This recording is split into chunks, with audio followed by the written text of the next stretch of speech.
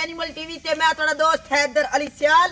सब तो पहले जनाब अपने चैनल नु करो सब्सक्राइब ते बेल आइकॉन दे बटन नु करो प्रेस के मेरे आने वाली हर नवी लेटेस्ट वीडियो दा नोटिफिकेशन दोस्तों को पहुंचदा रहे और दोस्तों दे दिलां दे विच होवे ठक ठक कि जनाब हैदर अली सियाल दी वीडियो आ गई है।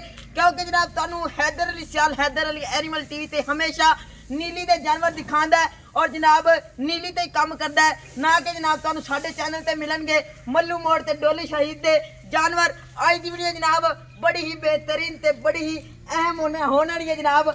आज दी वीडियो दे विच दो जोटियां ने, कैमरामैन साहब जनाब तसल्ली करवावणगे।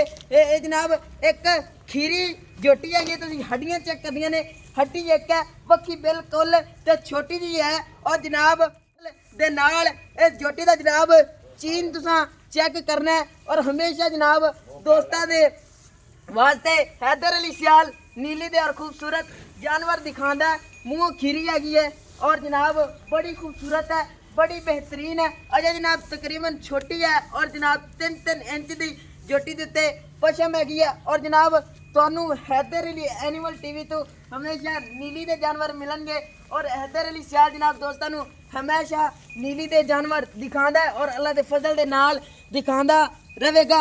वदरां चेक कर रही जोटी दियां जनाब और जनाब तुसी देख रहे हो फजल दे नाल जोटी जनाब थल्लू बड़ी खूबसूरत बनेगी।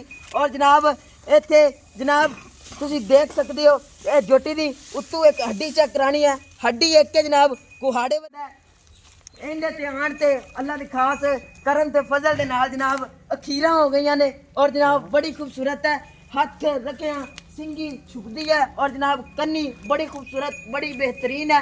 मोरा वर्गी टोर है, वक्खी छोटी है और जनाब पूछ बिल्कुल ते जनाब बरीक हैगी है। तुसी देख सकते हो जनाब जोटियां कैमरे तो डर रही ने क्योंकि जनाब मल्लू मोड़ दा माल नहीं हैगा कि कैमरे दे अगे खड़ा रहे जिवें जनाब आम आप खड़ोते वीडियो बनाने हैं। यह जनाब नीली दे जानवर हैगे ने और जनाब चरदे ने, इस वजह तो जनाब जानवरां नू जनाब कैमरे तो थोड़ी जी उलझन फील होती है। और जनाब असी पूरी कोशिश करने हैं कि दोस्तों नू अच्छे और खूबसूरत जानवर दिखाइए और हमेशा दिखाते हैं। ये जड़ा मेरा वीर है जनाब जोटियां नू खरीदना चाहता है, ये नगीने मोती ने जनाब साडे नंबर ते राबता कर सकता है। जनाब नंबर 0342 86 85 060 ते नंबर जनाब स्क्रीन ते भी लगा हुआ है। और जनाब जो मेरा वीर खरीदना चाहता है नंबर ते राबता कर सकता है। जनाब अपना बहुत बहुत सारा ख्याल रखना है। मिलेंगे एक अच्छी और बेहतरीन वीडियो के नाल। पाकिस्तान जिंदाबाद।